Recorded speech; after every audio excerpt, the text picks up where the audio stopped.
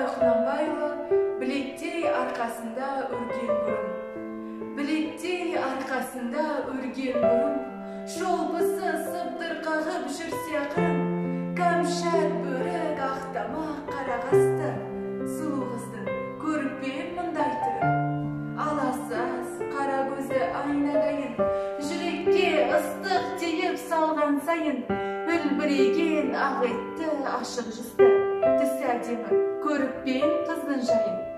Бұран бел бойы сұлу кішкене аяқ, болады осындай қыз некен саяқ, піскен алма секілді тәтті қызды болатында тұрам көргенде.